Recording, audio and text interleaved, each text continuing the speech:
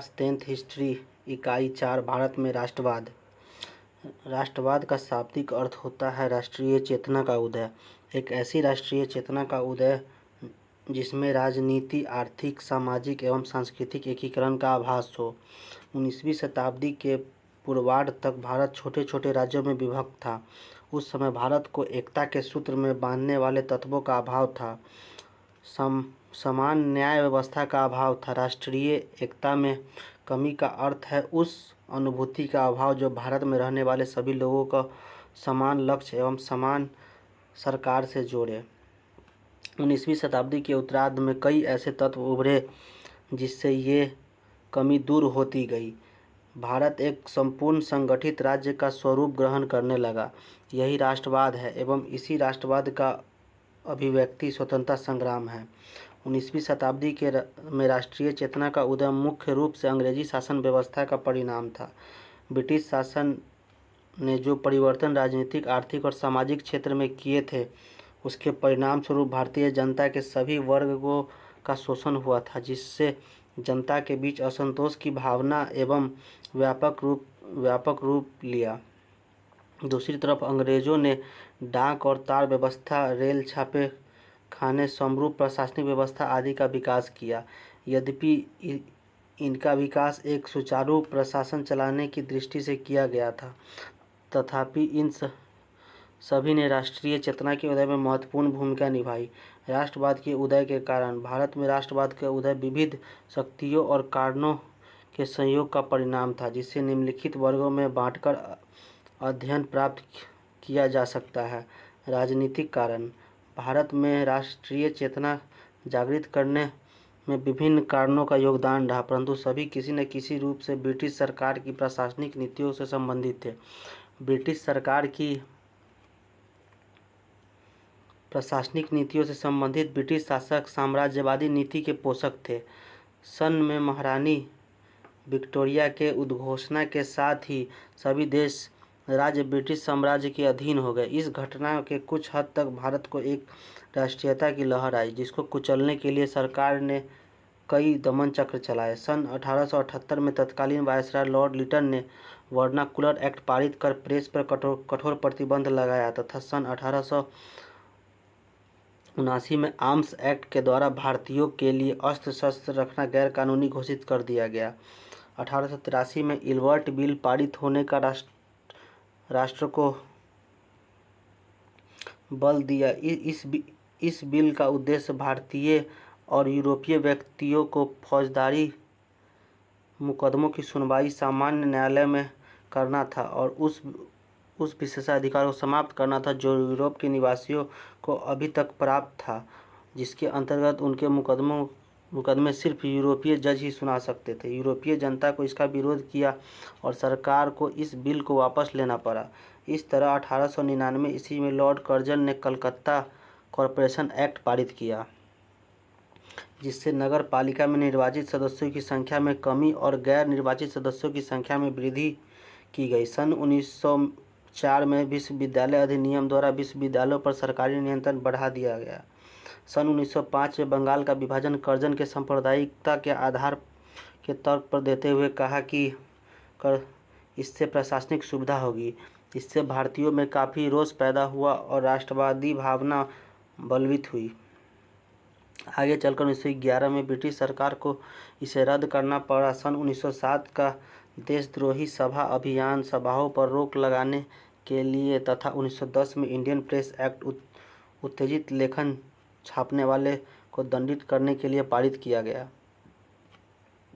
डलहौजी की संरचनात्मक योजना के अंतर्गत भारत में रेलवे, टेलीग्राफ लाइन एवं व्यवस्थित परिवहन व्यवस्था की शुरुआत हुई। इन सब के द्वारा संपूर्ण भारत के क्षेत्रों के बीच दूरियां घटने लगी, स्थानीयता समाप्त हुई, एक केंद्र दूसरे केंद्र से जुड़ा, एक राज्य दूसरे राज्य से जुड़ा और राष्ट्रवाद के विकास में सहायक बना। भारत में अंग्रेजी शिक्षा की नीति राष्ट्रवाद के उदय में महत्वपूर्ण भूमिका निभाई। इससे प्रजातंत्र एवं आधुनिक प्रगति की जानकारी मिली। मानवता, व्यक्तिवाद, यूरोपीय पुनर्जागरण, फ्रांस की राज्य क्रांति एवं अमेरिकी क्रांति संग्राम की जानकारी मिली। लॉर्ड मॉन्टेस्क्यू एवं रूसो के विचार से भारतीय प्रभावित हुए। अब वे अपना उत्तरदायित्व एवं नवीन कानून से अवगत होकर अधिकार की बात करने लगे। आर्थिक कारण। भारत में अंग्रेजों ने जो आर्थिक नीतियां अपनाई उसके परिणाम स्वरूप भारतीय कृषि और कुटीर उद्योगों को काफ़ी धक्का लगा। ब्रिटिश आर्थिक राजनीति के परिणाम स्वरूप किसानों, कामगारों और अन्य वर्गों की स्थिति निरंतर बिगड़ती चली गई। अंग्रेजों की नीति मुख्य रूप से अधिकतम भू राजस्व लगान एकत्र करने के उद्देश्य से प्रेरित थी। अस्थायी बंदोबस्त के द्वारा जमींदारों को एक निश्चित भू राजस्व कर के रूप में सरकार को देना पड़ता था। जमींदार किसानों से उससे कहीं अधिक लगान वसूल करते थे जितना कि इन्हें सरकार को देना होता था। जब भी किसान जमींदार या महाजनों द्वारा शोषण के विरुद्ध आवाज़ उठाते तब सरकार नकदी फसलों, नील, कपास, गन्ना आदि की उगाही अपनी मनमानी कीमतों पर करती। इन फसलों का प्रयोग अंग्रेजों अपने उद्योगों में कच्चे माल के रूप में करते थे। कपास और नील उपजाने वाले किसान इस नीति से अधिक पीड़ित थे। उद्योग के क्षेत्र में भी मजदूर कामगारों को भी अनेक मुसीबतों का सामना करना पड़ रहा था। अंग्रेजों ने भारत में बने कपड़े के निर्यात पर कई प्रकार के प्रतिबंध लगा दिए, जबकि इंग्लैंड में मशीन से बने कपड़े की कीमत भारत में बिक्री पर किसी प्रकार का कर या प्रतिबंध नहीं था। सरकार द्वारा 1802 में सूती वस्त्रों पर आयात कर हटा लिया गया था। भारत में मशीन से बना सामान इंग्लैंड से आता था और यहाँ पर कारखाना लगाए जाने की प्रक्रिया अत्यंत धीमी थी, क्योंकि सरकार भारत में औद्योगिकरण के पक्ष में नहीं था। ऐसी परिस्थिति में कामगारों को बेरोजगार होना स्वाभाविक था। कृषि और उद्योग के संक्षिप्त विवरण से यह देखा कि भारतीय समाज का प्रत्येक वर्ग अंग्रेजी शासन के अधीन कठिनाई का सामना कर रहा है। जनता में असंतोष की भावना एकाएक राष्ट्रीय चेतना को जन्म नहीं देती। वास्तव में यह असंतोष विभिन्न समयों पर विद्रोह के विभिन्न पहलुओं के रूप में उभरकर सामने आया। जब से कंपनी का शासन प्रारंभ हुआ तब से लेकर 1857 ईस्वी के विद्रोह तक सैकड़ों विद्रोह हुए और 1857 के विद्रोह की बारंबारता, जिसमें नीले विद्रोह एवं पवना विद्रोह प्रमुख है। 1857 ईस्वी के विद्रोह ने इस ओर सोचने को बाध्य कर दिया कि आखिर सफलता के लिए आवश्यक योजना क्या है। भारतीय इस निष्कर्ष पर पहुंच गए कि लक्ष्य की स्पष्टता एवं मजबूत संस्था, परिपक्व नेतृत्व, लड़ाई के नेतृत्व में शुद्धता और सुनियोजित आंदोलन के जरिए स्वतंत्रता प्राप्त की जा सकती है। सामाजिक कारण। राष्ट्रवाद के उदय में ब्रिटिश सरकार की प्रजाति भेद की नीति महत्वपूर्ण कारक थी। अंग्रेज अपने को श्रेष्ठ समझते थे वे एवं भारतीयों को हेय दृष्टि से देखते थे। यहाँ तक कि विदेशों में भी भारतीयों के साथ अच्छा बर्ताव नहीं किया जाता था। दक्षिण भारत के भारतीयों पर कई तरह के कानूनी प्रतिबंध लगाए जा चुके थे। भारत में तो उनके साथ भारतीयों को रेलगाड़ी में यात्रा तक नहीं करने दिया जाता था। रेलगाड़ियों में, क्लबों में, सड़कों पर और होटलों में अंग्रेज भारतीयों के साथ दुर्व्यवहार करते थे। इससे भारतीय जनता में अंग्रेज के प्रति घृणा का भाव जागृत हुआ। सरकारी सेवाओं में अंग्रेजों की पक्षपातपूर्ण नीति ने राष्ट्रवाद की भावना को प्रेरित किया। सरकार द्वारा ऊंचे सरकारी पदों पर भारतीयों को अलग रखने का हर संभव प्रयास किया जाता था। भारत का शासन भार अधिकतर इंडियन सिविल सर्विसेज के अधिकारियों के हाथ में था। सैद्धांतिक रूप से सेवा के चुनाव की प्रतियोगिता परीक्षा में भारतीय उम्मीदवार भी भाग ले सकते थे, किंतु इस सेवा में भारतीयों का चुनाव बहुत कठिन था। परीक्षा का आयोजन सुरेंद्र नाथ बनर्जी प्रथम ICS इंग्लैंड में होने के कारण अधिकतर भारतीयों के लिए उसमें सम्मिलित होना कठिन था। यदि कोई भारतीय सफल भी हो गया तो उसकी नियुक्ति में बाधा उत्पन्न करके उसे पदच्युत करने की सरकार द्वारा कोशिश की जाती थी। सुरेंद्र नाथ बनर्जी के साथ उन्होंने ऐसा ही बर्ताव किया। तब भारतीय शिक्षित वर्ग, एक मध्यम वर्ग, अंग्रेजी शासन के खिलाफ आवाज़ बुलंद किया। धार्मिक कारण। विश्व में किसी भी देश का राष्ट्रवाद उत्पन्न करने में धर्म सुधार आंदोलन ने महत्वपूर्ण भूमिका अदा की है। 19वीं शताब्दी में अनेक महापुरुषों ने सामाजिक और धार्मिक कुरीतियों के खिलाफ एक आंदोलन की शुरुआत की। इन महापुरुषों ने राजा राम मोहन राय, देवेंद्र नाथ ठाकुर, ईश्वर चंद्र विद्यासागर, स्वामी दयानंद सरस्वती, रामकृष्ण परम हंस, स्वामी विवेकानंद के नाम उल्लेखनीय हैं। इसके अलावा William Jones, Max Muller, Charles Wilkins आदि यूरोपीय विद्वानों ने भारतीय धर्म ग्रंथों का अंग्रेजी में अनुवाद किया। इससे भारतीय के हृदय में अपने धर्म के प्रति निष्ठा की भावना जागृत हुई। इन सुधारकों ने एकता, समानता एवं स्वतंत्रता का पाठ पढ़ाकर भारतीय जनजीवन में नई चेतना का मंत्र फूंक दिया। फलतः राष्ट्रवाद का उदय हुआ। सन 1885 में अखिल भारतीय राष्ट्रीय कांग्रेस का गठन राष्ट्रवाद के उदय की परिणति थी। प्रारंभ में यह संगठन सिर्फ सुधारों की मांग करता रहा, लेकिन 1914 ईस्वी तक अंग्रेजी सरकार दमनकारी नीतियों ने कांग्रेस के सदस्यों को उग्र बना दिया और बाल गंगाधर तिलक, बिपिन चंद्र पाल तथा लाला लाजपत राय, लाल बाल पाल के नेतृत्व में राष्ट्रीय आंदोलन की शुरुआत हुई। तभी 1914 में प्रथम विश्व युद्ध आरंभ हुआ और अंग्रेजी सरकार ने भारत को भी एक युद्धकारी देश घोषित किया। प्रथम विश्व युद्ध के कारण और परिणाम का भारत से अंतर संबंध।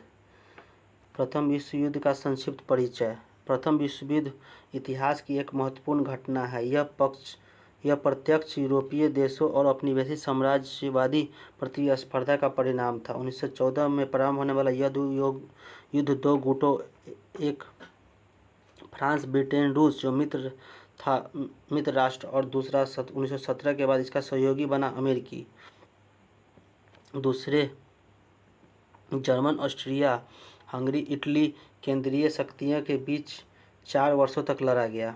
इस युद्ध के प्रत्यक्ष और अप्रत्यक्ष रूप से संपूर्ण विश्व को राजनीतिक एवं आर्थिक स्थिति को प्रभावित किया।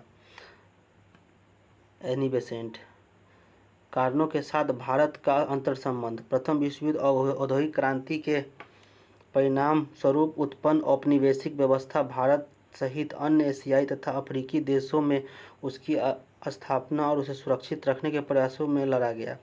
ब्रिटेन के सभी उपनिवेशों में भारत सबसे महत्वपूर्ण था। इसे प्रथम महायुद्ध के अस्थिर माहौल में भी हर हाल में सुरक्षित रखना उसकी पहली प्राथमिकता थी। युद्ध आरंभ होते ही ब्रिटिश सरकार ने घोषणा की कि भारत में ब्रिटिश शासन का लक्ष्य यहाँ क्रमशः एक जिम्मेवार सरकार की स्थापना करना है। अतः 1916 में सरकार ने भारत के आयात शुल्क लगाया ताकि भारत में कपड़ा उद्योग का विकास हो सके और उसका फायदा अंग्रेजों को मिल सके। प्रथम महायुद्ध के समय का भारतीय घटनाक्रम। लाला हरदयाल। विश्व युद्ध के समय भारत में होने वाली तमाम घटना युद्ध से उत्पन्न परिस्थितियों की ही देन थी। इसने भारत में एक नई आर्थिक और राजनीतिक स्थिति पैदा की जिससे भारतीय राष्ट्रवाद ज़्यादा परिपक्व हुआ। युद्ध प्रारंभ होने के साथ ही तिलक और गांधी जैसे राष्ट्रवादी नेताओं ने ब्रिटिश सरकार के युद्ध प्रयासों को हर संभव सहयोग दिया, क्योंकि उन्हें सरकार के राजस्व संबंधी आश्वासन में भरोसा था। युद्ध के आगे बढ़ने के साथ ही भारतीयों का भ्रम टूटा। रक्षा व्यय में इजाफे के साथ ही भारतीयों पर कर का बोझ बढ़ा, जिससे महंगाई की दर भी काफ़ी बढ़ी। तत्कालीन राष्ट्रवादी नेताओं ने सरकार पर स्वराज प्राप्ति के लिए दबाव बनाना शुरू किया। 1915 से 17 के बीच एनी बेसेंट और तिलक ने आयरलैंड से प्रेरित होकर भारत में होम रूल लीग आंदोलन आरंभ किया। युद्ध के इसी काल में क्रांतिकारी आंदोलन का भी भारत और विदेशी धरती दोनों जगह पर विकास हुआ। भारत में क्रांतिकारी संगठन बंगाल, महाराष्ट्र और पंजाब समेत संपूर्ण भारतीय राज्य तक फैल गया।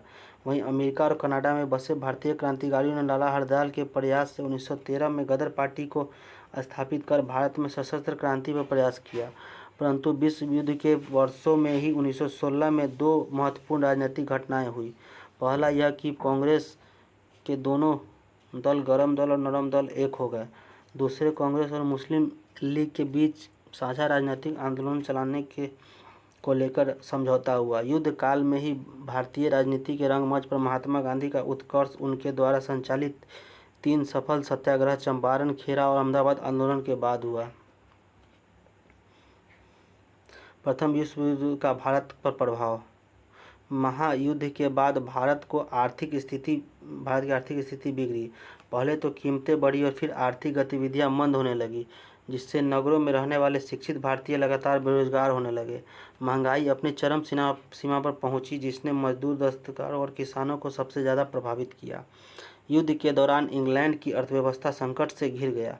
भारत में होने वाला उनका आयात रुक गया, जिसके कारण भारतीय उद्योग फले फूले थे। भारतीय उद्योगपतियों का एक वर्ग इस परिस्थितियों में उदित हुआ, लेकिन जैसे ही युद्ध समाप्त हुआ, स्थितियां बदल गई। पुनः भारत में विदेशी पूंजी का प्रभाव बढ़ा। भारतीय उद्योगपति सरकार से चाहते थे कि विदेशी वस्तुओं के आयात पर सरकार भारी शुल्क लगाए ताकि उनका घरेलू उद्योग बढ़े, लेकिन ऐसा नहीं हुआ।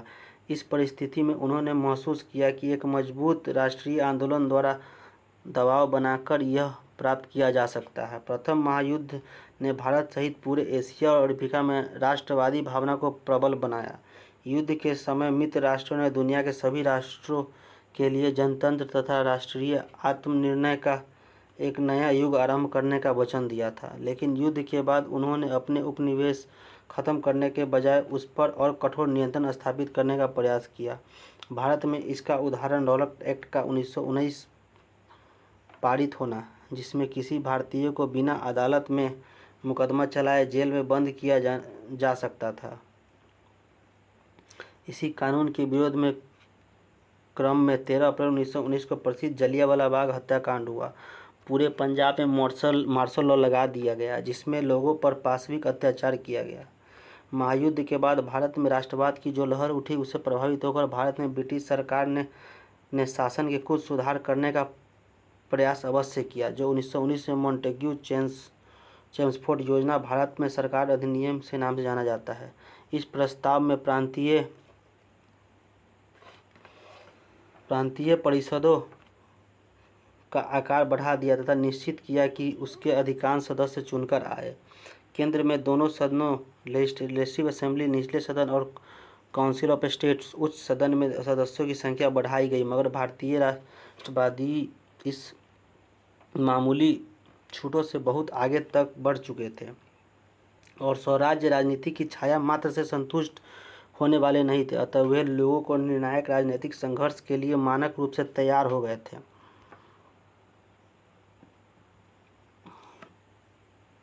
प्रथम विश्व युद्ध का प्रत्यक्ष प्रभाव खिलाफत आंदोलन के रूप में सामने आया। प्रथम महायुद्ध में ओटोमन तुर्की, जो इस्लामिक दुनिया का राजनीतिक और आध्यात्मिक नेता खलीफा था, की हार हो चुकी थी। ऐसी अफवाहें थे कि ओटोमन साम्राज्य पर एक सख्त शांति थोपी जाएगी। इससे भारतीय मुसलमानों में नाराजगी बढ़ी। उधर 1916 में लीग कांग्रेस समझौता, लखनऊ समझौता ने मुसलमानों और हिंदुओं के लिए साझी राजनीतिक जमीन पहले ही तैयार कर दिया था। इस स्थिति में गांधी जी ने खिलाफत के प्रश्न को भावी राजनीतिक आंदोलन के लिए एक महत्वपूर्ण मुद्दा बनाते हुए असहयोग आंदोलन की रूपरेखा तैयार की। महायुद्ध का एक महत्वपूर्ण परिणाम यह भी हुआ कि गोरों की प्रतिष्ठा घटी। साम्राज्यवाद के आरंभ होते ही यूरोपीय शक्तियों ने अपनी सत्ता बनाए रखने के लिए जातीय सांस्कृतिक श्रेष्ठता का विचार दिया, लेकिन युद्ध के दौरान दोनों पक्षों में एक दूसरे के खिलाफ धुआंधार प्रचार किया। अपने विरोधियों द्वारा उपनिवेश में बर्बर और असभ्य व्यवहार का पर्दाफाश किया। स्वाभाविक तौर पर उपनिवेशों भारत की जनता ने दोनों पक्षों में विश्वास किया और गोरों की श्रेष्ठता का भय उनके मन से उठने लगा। प्रथम विश्व युद्ध के बाद उत्पन्न परिस्थितियों ने राष्ट्रीय आंदोलन में गांधीवादी चरण 1919-47 के लिए पृष्ठभूमि का निर्माण कार्य किया। जनवरी 1915 में दक्षिण अफ्रीका से लौटने के बाद गांधी जी ने रचनात्मक कार्यों के लिए अहमदाबाद में साबरमती आश्रम की स्थापना की। चंपारण एवं खेरा में कृषक आंदोलन और अहमदाबाद में श्रमिक आंदोलनों का नेतृत्व प्रदान कर गांधी जी ने प्रभावशाली राजनेता के रूप में अपनी राष्ट्रीय पहचान बनाई। प्रथम विश्व युद्ध के अंतिम दौर में इन्होंने कांग्रेस, होम रूल और मुस्लिम लीग के नेताओं के साथ घनिष्ठ संबंध स्थापित किए। ब्रिटिश सरकार की उत्पीड़नकारी नीतियों एवं रॉलट एक्ट के विरोध में इन्होंने सत्याग्रह की शुरुआत की। रॉलट एक्ट के विरोध में सत्याग्रह। बढ़ती हुई क्रांतिकारी घटनाओं एवं असंतोष को दबाने के लिए लॉर्ड चेम्सफोर्ड न्यायाधीश सिडनी रॉलट एक्ट की अध्यक्षता में एक समिति नियुक्त की गई। समिति ने क्रांतिकारी गतिविधियों को रोकने के लिए निरोधात्मक एवं दंडात्मक दोनों प्रकार के विशेष विधेयकों का सुझाव दिया। समिति की अनुशंसा पर क्रांतिकारी एवं अराजकता अधिनियम को 21 मार्च 1919 को केंद्रीय विधान परिषद में पारित किया गया। इस अधिनियम के अंतर्गत एक विशेष न्यायालय के गठन का प्रावधान था, जिसके निर्णय के विरुद्ध कोई अपील नहीं की जा सकती थी। किसी भी व्यक्ति को अमान्य साक्ष्य और बिना वारंट के गिरफ्तार किया जा सकता था। महात्मा गांधी सरीखे नेताओं ने इसे अनुचित स्वतंत्रता का हनन करने वाला तथा व्यक्ति के मूल अधिकारों का हत्या करने वाला बताया। इस लॉर्ड एक्ट के विरोध में गांधी जी ने अध्यक्षता में एक सत्याग्रह आयोजित की गई। गिरफ्तारियां भी दी गई। 6 अप्रैल 1919 को देशव्यापी हड़ताल आयोजित की गई। कई जगहों पर आंदोलन हिंसात्मक हो गया। विरोध की अंतिम परिणति 13 अप्रैल 1919 को जलियांवाला बाग हत्याकांड के रूप में हुआ। महात्मा गांधी जलियांवाला बाग हत्याकांड। विश्व युद्ध जनित घटनाओं का प्रभाव पंजाब में विशेष रूप से परिलक्षित होने के कारण वहां का जनमानस आंदोलित था। 6 अप्रैल की देशव्यापी हड़ताल के बाद 9 अप्रैल 1919 को 2 स्थानीय नेता डॉक्टर सत्यपाल एवं किचलू को गिरफ्तार कर लिया गया। ये दोनों कांग्रेस के वास्तविक अधिवेशन के स्वागत समिति के सदस्य भी थे। इनकी गिरफ्तारी के विरोध में लोगों ने 13 अप्रैल 1919 जलियांवाला बाग 13 अप्रैल 1919 को जलियांवाला बाग में एक सार्वजनिक सभा बुलाई, जहां जिला मजिस्ट्रेट जनरल ओ डायर ने बिना किसी चेतावनी के शांतिपूर्वक चल रहे सभा पर गोलियां चलाकर लगभग 1000 लोगों की हत्या कर दी। बहुत से लोग घायल भी हुए। जलियांवाला बाग नरसंहार के बाद पंजाब में मार्शल लॉ लगाकर आतंक का माहौल कायम कर दिया गया। Martial law. इस नरसंहार के विरोध में रविन्द्रनाथ टैगोर ने नाइट की उपाधि त्याग दी। कांग्रेस के पूर्व अध्यक्ष शंकर नारायण ने वायसराय की कार्यकारी करनी से त्याग पत्र दे दिया। गांधी जी ने कैसरे हिंद की उपाधि त्याग दी। जलियांवाला बाग हत्याकांड ने राष्ट्रीय आंदोलन में एक नई जान फूंक दी। खिलाफत आंदोलन। प्रथम विश्व युद्ध में ब्रिटेन के खिलाफ तुर्की की पराजय के फलस्वरूप ओटोमन साम्राज्य को विघटित कर दिया गया। तुर्की के सुल्तान को अपने शेष प्रदेशों में भी अपनी सत्ता के प्रयोग से वंचित कर दिया गया। इसे मित्र राष्ट्रों द्वारा नियुक्त एवं उच्चायोग के अधीन कर दिया गया। चूँकि ओटोमन साम्राज्य का शासक तुर्की का सुल्तान इस्लामिक संसार का खलीफा हुआ करता था, अतः भारत के मुसलमानों को तुर्की के साथ ऐसा किया जाने वाला यह दुर्व्यवहार पसंद नहीं था। भारतीय मुसलमान प्रथम विश्व युद्ध के दौरान किए जाने वाले वादा खिलाफी को विश्वासघात के रूप में देखते थे। अतः 1920 के प्रारंभ में भारतीय मुसलमानों ने तुर्की के प्रति ब्रिटेन को अपनी नीति बदलने के लिए बाध्य करने हेतु जोरदार आंदोलन प्रारंभ किया, जिसे खिलाफत आंदोलन कहा गया। महात्मा गांधी और भारतीय राष्ट्रीय कांग्रेस के अमृतसर अधिवेशन 1919 में समर्थन पाकर यह आंदोलन काफ़ी सशक्त हो गया। नवंबर 1919 में ही महात्मा गांधी अखिल भारतीय खिलाफत आंदोलन के अध्यक्ष बन चुके थे। इसे गांधी जी ने भी हिंदू मुस्लिम एकता के महान अवसर के रूप में देखा। खिलाफत आंदोलनकारियों ने 3 सूत्री मांग पत्र तैयार किया। तुर्की के सुल्तान खलीफा को पर्याप्त लौकिक अधिकार प्रदान किए जाए ताकि वह इस्लाम की रक्षा कर सके। अरब प्रदेश को मुस्लिम शासक खलीफा के अधीन किया जाए। खलीफा को मुसलमानों के पवित्र स्थलों का संरक्षण बनाया जाए। 17 अक्टूबर 1919 को पूरे भारत में खिलाफत दिवस मनाया गया। इसी बीच भारतीय राष्ट्रीय कांग्रेस के कलकत्ता अधिवेशन सितंबर 1920 में गांधी जी की प्रेरणा से अन्यायपूर्ण कार्यों के विरोध में 2 प्रस्ताव पारित कर असहयोग आंदोलन चलाने का निर्णय लिया गया। प्रथम, खिलाफत मुद्दे पर ब्रिटिश सरकार का दृष्टिकोण एवं द्वितीय, पंजाब में निर्दोष लोगों की हत्या करने वाले बर्बर पदाधिकारियों को दंडित करने में सरकार की विफलता। इन्हीं 2 मुद्दों पर विशेष रूप से इस अधिवेशन में चर्चा की गई। दिसंबर 1920 ईस्वी में कांग्रेस के नागपुर अधिवेशन में कलकत्ता अधिवेशन के प्रस्ताव की पुष्टि की गई। तथा स्वशासन की जगह स्वराज का लक्ष्य प्रस्तावित किया गया। इसी अधिवेशन में कई रचनात्मक कार्य तैयार किए गए जिसने कांग्रेस के लक्ष्य प्राप्ति को बल मिला। असहयोग आंदोलन। असहयोग आंदोलन 1920 से 22। असहयोग आंदोलन महात्मा गांधी के नेतृत्व में प्रारंभ किया गया प्रथम जन आंदोलन था। इस जन आंदोलन में मुख्यतः 3 कारक थे। खिलाफत का मुद्दा, पंजाब में सरकार की बर्बर कार्रवाइयों के विरुद्ध न्याय प्राप्त करना, स्वराज्य की प्राप्ति करना। इस आंदोलन, पहले असहयोग आंदोलन का चित्र देख लीजिए उस समय का। इस आंदोलन में 2 तरह के कार्यक्रम को अपनाया। प्रथमतः अंग्रेजी सरकार को कमजोर करना एवं नैतिक रूप से पराजित करने के लिए विध्वंसक कार्य, जिसके अंतर्गत उपाधियों एवं अवैतनिक पदों का त्याग करना, सरकार तथा गैर सरकारी समारोह का बहिष्कार करना, सरकारी स्कूलों एवं कॉलेजों का बहिष्कार करना, विधान परिषद के चुनावों का बहिष्कार करना, विदेशी वस्तुओं का बहिष्कार के साथ मेसोपोटामिया में नौकरी से इनकार करना शामिल था।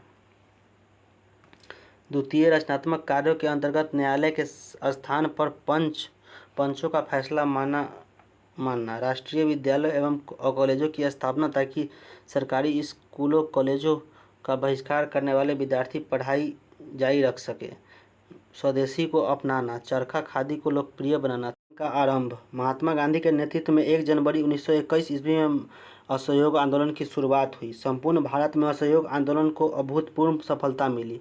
विदेशी कपड़ों का बहिष्कार एवं छात्रों द्वारा स्कूली कॉलेज का बहिष्कार जारी रहा। आंदोलन के दौरान राष्ट्रीय विद्यालयों, जामिया मिलिया इस्लामिया, अलीगढ़ मुस्लिम विश्वविद्यालय और काशी विद्यापीठ जैसे शैक्षिक संस्थानों की स्थापना की गई। मोतीलाल नेहरू और चित्तरंजन दास जैसे बड़े बैरिस्टरों ने अपनी चलती वकालत को छोड़ दिया।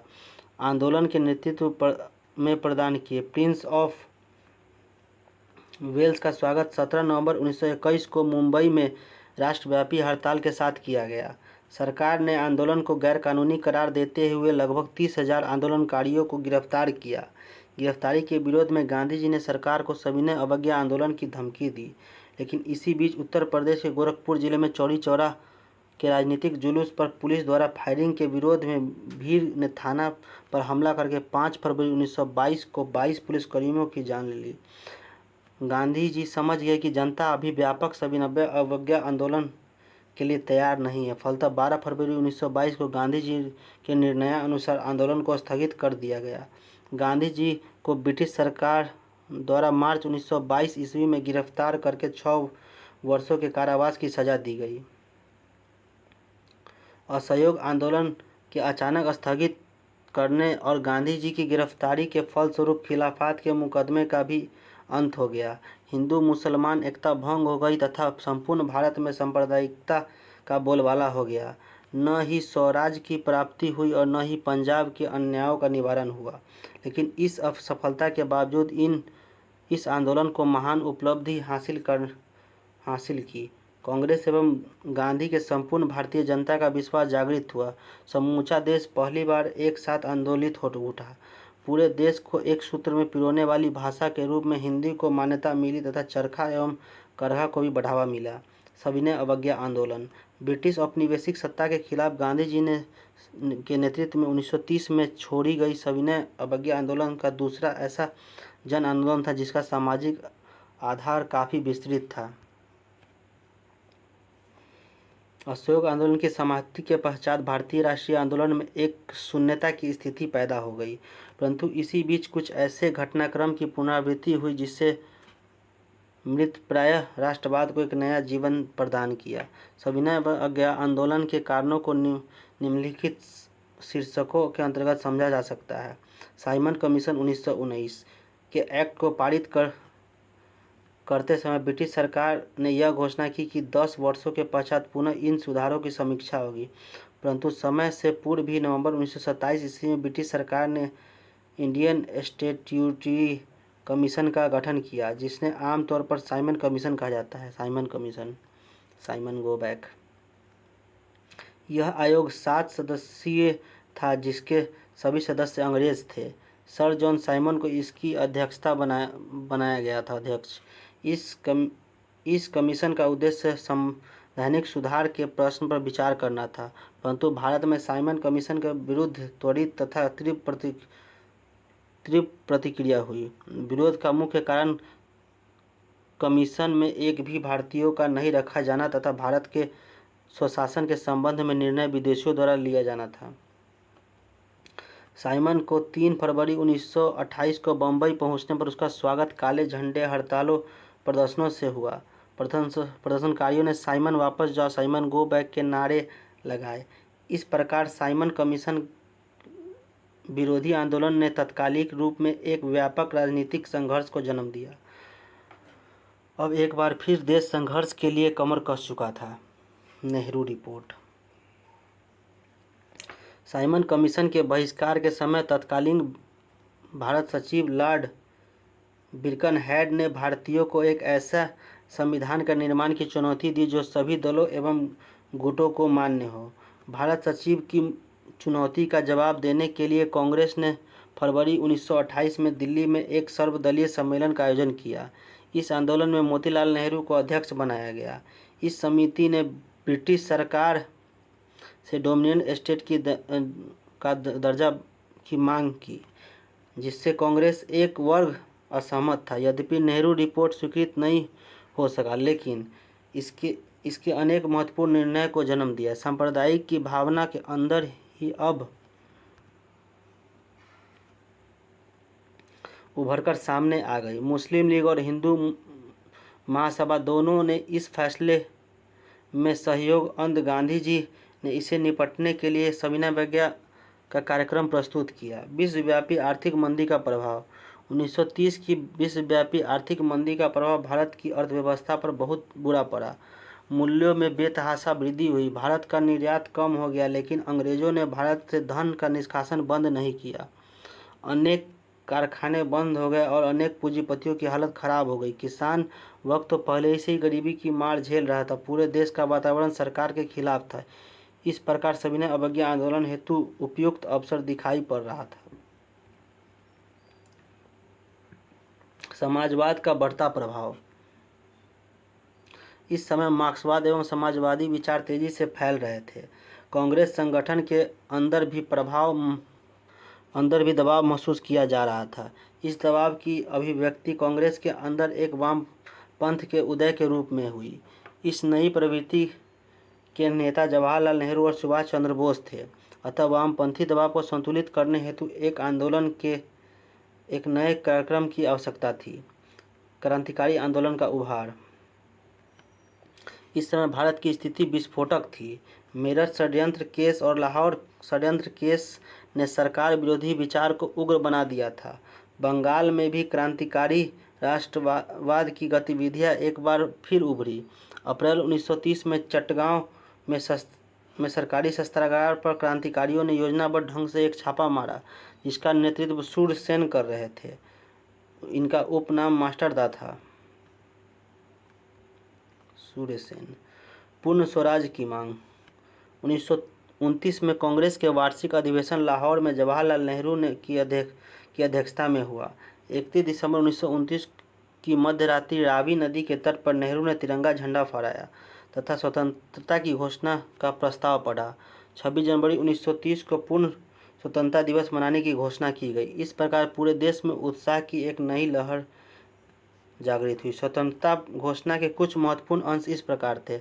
हम भारतीय प्रजा जन भी अन्य राष्ट्रों की भांति अपना जन्मसिद्ध अधिकार मानते हैं कि हम स्वतंत्र होकर रहें। हम यह भी मानते हैं कि यदि कोई सरकार अधिकार छीन लेती है तो प्रजा को सताती है, तो प्रजा को उस सरकार को बदल देने या मिटा देने का भी अधिकार है। भारत की अंग्रेजी सरकार ने भारतवासियों का अपहरण ही नहीं किया, बल्कि उसका आधार भी गरीबों के रक्त शोषण पर है और उसने आर्थिक, राजनीतिक, सांस्कृतिक और आध्यात्मिक दृष्टि से भारत का नाश कर दिया है। अतः हमारा विश्वास है कि भारत को अंग्रेजों से संबंध विच्छेद कर लेना चाहिए। जिस शासन ने हमारे देश का इस प्रकार सर्वनाश किया है, उसके अधीन रहना हमारी राय मनुष्य और भगवान दोनों के प्रति अपराध है। किंतु हम यह भी मानते हैं कि हमें हिंसा के द्वारा स्वतंत्रता नहीं मिलेगी।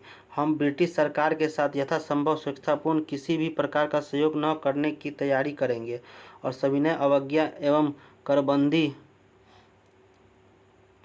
के साथ सजाएंगे। गांधी का समझौतावादी रुख। आंदोलन प्रारंभ करने के से पूर्व गांधी ने वायसराय इरविन के समक्ष अपनी 11 सूत्रीय मांग को रखा और सरकार द्वारा इसे पूरा किए जाने की स्थिति में प्रस्तावित आंदोलन को स्थगित करने की बात कही, परंतु इरविन ने मांग को मानना तो अलग, गांधी से मिलने से भी इनकार कर दिया। इसी बीच सरकार का दमन चक्र भी तेजी से चल रहा था। अतः बाध्य होकर गांधी ने आंदोलन दांडी मार्च से आरंभ किया और करने का निश्चय किया। दांडी मार्च 12 मार्च से 6 अप्रैल 1930 तक। गांधी ने सविनय अवज्ञा आंदोलन की शुरुआत दांडी मार्च से की। 12 मार्च 1930 को साबरमती आश्रम से अपने 78 अनुयायी के साथ दांडी मार्च समुद्र तक गांधी ने ऐतिहासिक यात्रा शुरू की। 24 दिनों में 250 किलोमीटर की पद यात्रा के पश्चात 5 अप्रैल वे दांडी पहुंचे। 6 अप्रैल को समुद्र से पानी से नमक बनाकर कानून का उल्लंघन किया। आंदोलन का कार्यक्रम इस प्रकार था। दांडी यात्रा। हर जगह नमक कानून का उल्लंघन किया जाना। छात्र स्कूल एवं कॉलेजों का बहिष्कार करें। विदेशी कपड़ों को जलाया जाना चाहिए। सरकार को कोई कर नहीं अदा किया जाना चाहिए। औरतों को शराब की दुकानों के आगे धरना देना चाहिए। वकील अदालत छोड़े तथा सरकारी कर्मचारी पदत्याग करे। हर घर में लोग चरखा काते और सूत बनाए। इस सभी कार्यक्रमों में सत्य अहिंसा को सर्वोपरि रखा जाए, तभी हम पूर्ण स्वराज्य की प्राप्ति कर सकते हैं। नमक सत्याग्रह का प्रसार। एक बार गांधी जी ने दांडी में नमक कानून तोड़कर इसकी रस्म पूरी तो कर दी तो नमक कानून तोड़ने का सत्याग्रह पूरे देश से प्रारंभ हो गया। तमिलनाडु में तंजौर के समुद्री तट पर सी राजगोपालाचारी तृष्णापल्ली से वेदारण्य तक नमक यात्रा की। मालाबार में केलप्पन ने कालीकट से पोथानूर की नमक यात्रा की। पेशावर में खान अब्दुल गफ्फार खां के सामाजिक एवं राजनीतिक सुधारों ने पठानों में राजनीतिक चेतना का प्रसार किया। इसे बादशाह खान एवं सीमांत गांधी के नाम से भी जाना जाता है। उन्हें खुदाई खिदमतगार नामक स्वयंसेवी संगठन की स्थापना की। इसे लाल कुर्ती के नाम से भी जाना जाता है। शोलापुर में गांधी जी की गिरफ्तारी के विरोध में प्रारंभ हुए आंदोलन में भयंकर विद्रोह का रूप धारण कर लिया। यहाँ हड़ताल में हजारों मिल मजदूरों ने भाग लिया। नमक सत्याग्रह में सबसे तीव्र प्रतिक्रिया धरासना में हुई। यहाँ सरोजिनी नायडू, इमाम साहब आदि के नेतृत्व में आंदोलन हुआ, जिस दौरान व्यापक दमन का सहारा लिया गया। बंगाल में चौकीदारी एवं यूनियन बोर्ड विरोधी आंदोलन चलाया गया। गुजरात के विभिन्न तालुकों में कर बंदी आंदोलन प्रारंभ हुआ। असम में कुख्यात कनिंघम सर्कुलर के विरोध में छात्रों ने एक शक्तिशाली आंदोलन चलाया। मणिपुर एवं नागालैंड में रानी गेडिनल्यू ने प्रशंसनीय नेतृत्व प्रदान किया। बिहार में आंदोलन का प्रसार। बिहार में समुद्री तट नहीं होने के कारण चौकीदार कर में विरोधी के आंदोलन प्रारंभ हुआ। सिवान जिले में चौकीदार कर विरोधी आंदोलन का नेतृत्व गंगा प्रसाद राय ने किया। बाद के दिनों में यह आंदोलन भागलपुर, मुंगेर, मोकामा, बढ़िया, बेगूसराय आदि क्षेत्रों में फैल गया। सविनय आंदोलन के दौरान छपरा जेल के कैदियों ने विदेशी वस्त्र पहनने से इनकार कर दिया तथा नंगी हड़ताल का आयोजन किया। विदेशी वस्त्रों के बहिष्कार में पटना जिला की स्त्रियों ने बढ़ चढ़कर हिस्सा लिया। इसका नेतृत्व श्रीमती हसन इमाम ने की, जिसकी विध्वंसिनी देवी ने आगे बढ़ाया। गया में चंद्रावती देवी ने चौकीदारी कर के विरोध में आंदोलन चलाया। Gandhi Irwin pact. सविनय अवज्ञा आंदोलन की व्यापकता ने अंग्रेजी सरकार को समझौता करने के लिए बाध्य किया। सरकार को गांधी के साथ समझौता वार्ता करनी पड़ी, जिसे गांधी इरविन पैक्ट के नाम से जाना जाता है। इसे दिल्ली समझौता के नाम से भी जाना जाता है। 5 मार्च 1931 को गांधी जी एवं लॉर्ड इरविन के बीच संपन्न हुई। इसके तहत गांधी जी ने अंग्रेजों को स्थगित कर दिया तथा वे द्वितीय गोलमेज सम्मेलन में भाग लेने हेतु सहमत हो गए। इरविन ने भी कुछ मांगों को स्वीकार किया। गांधी जी द्वितीय गोलमेज सम्मेलन में भाग लिया, परंतु वहां किसी भी मुद्दे पर सहमति नहीं बन सकी। गांधी जी निराश वापस लौट आए। दूसरी ओर ब्रिटिश सरकार ने दमन का सिलसिला तेज कर दिया। तब गांधी जी ने दोबारा सविनय अवज्ञा आंदोलन को प्रारंभ किया, परंतु इसमें पहले जैसी धार एवं उत्साह नहीं था। अतः 1934 को इसी में आंदोलन पूरी तरह से वापस ले लिया गया। सविनय अवज्ञा आंदोलन के परिणाम। इस आंदोलन ने राष्ट्रीय आंदोलन के सामाजिक आधार का विस्तार किया। इस विस्तृत सामाजिक आधार को महिलाओं की भागीदारी, मजदूर वर्ग की भागीदारी, शहरी एवं ग्रामीण क्षेत्रों के निर्धन व अशिक्षित लोगों की भागीदारी के अंतर्गत देखा जा सकता है। इस आंदोलन ने समाज के विभिन्न वर्गों का राजनीतिकरण किया। समाज के नए वर्गों में अंग्रेज विरोधी भावनाएं व्याप्त हुई। आंदोलन में महिलाओं की भागीदारी विशेष महत्व रखता है। पहली बार राष्ट्रीय आंदोलन के अंतर्गत महिलाओं को प्रभावी भूमिका देखी गई। इस आंदोलन में महिलाओं की भूमिका का दूसरा पहलू है महिलाओं का सार्वजनिक जीवन में प्रवेश। इस आंदोलन के अंतर्गत आर्थिक बहिष्कार ने ब्रिटिश आर्थिक हितों को प्रभावित किया। भारत में ब्रिटिश वस्त्रों के आयात में गिरावट आई। इसने अन्य वस्तुओं के आयात को प्रतिकूल रूप से प्रभावित किया। इस आंदोलन के दौरान संगठन में नए तरीकों का इस्तेमाल हुआ, जो कि पूर्व आंदोलनों में अनुपस्थित था। इस आंदोलन के दौरान वानर सेना एवं मंजरी सेना संगठन एक नया रूप प्रदान करता है। इस समय प्रभात फेरी का आयोजन भी संगठनात्मक तरीकों के अंतर्गत विशेष महत्व रखता है। पत्र पत्रिकाओं का इस्तेमाल भी लोगों को संगठित करने में एक नया तरीका है। सविनय अवज्ञा आंदोलन ने श्रमिक एवं कृषक आंदोलन को भी प्रभावित किया। इस आंदोलन का एक मुख्य परिणाम ब्रिटिश सरकार द्वारा 1935 ईस्वी का भारत शासन अधिनियम पारित किया जाना था। पहली बार ब्रिटिश सरकार के कांग्रेस के समानता के आधार पर बातचीत की। इस तरह प्रथम विश्व युद्ध 1914 के बाद राष्ट्रीय आंदोलन की गति तेज हुई और अंग्रेजों ने शोषणपूर्ण नीति के खिलाफ असहयोग आंदोलन एवं सविनय अवज्ञा आंदोलन हुए। इस आंदोलनों ने भारत में किसान एवं मजदूर आंदोलनों को एक नया आयाम दिया। अंग्रेजों द्वारा शोषणकारी नीति अपनाए जाने के कारण भारतीय कृषक वर्ग में भी असंतोष की भावना व्याप्त थी। फलस्वरूप उनका विरोध एवं आंदोलन का रूप लेने लगा और आगे चलकर भारतीय स्वतंत्रता आंदोलन एक सहयोगी अंग बन गया। किसान आंदोलन 19वीं सदी के उत्तरार्ध में भारतीय अर्थव्यवस्था बार बार पड़ने वाले अकाल से त्रस्त थी। भूख से लाखों कृषक तथा अन्य कमजोर वर्ग लोगों की मृत्यु हो रही थी। 1876 से 78, 1896 से 97 तथा 1899 से 1900 के भीषण दुर्भिक्षों के यह स्पष्ट होने लगा कि उत्पीड़क भूमि कर नीति का क्या फल होता है। भारत के भिन्न भिन्न जगहों पर इसके खिलाफ किसानों ने आंदोलन किए, जिसके परिणाम स्वरूप अंग्रेजी भू राजस्व नीतियों में परिवर्तन और विभिन्न टेनेंसी एक्ट पारित किए गए, परंतु ये पर्याप्त नहीं थे।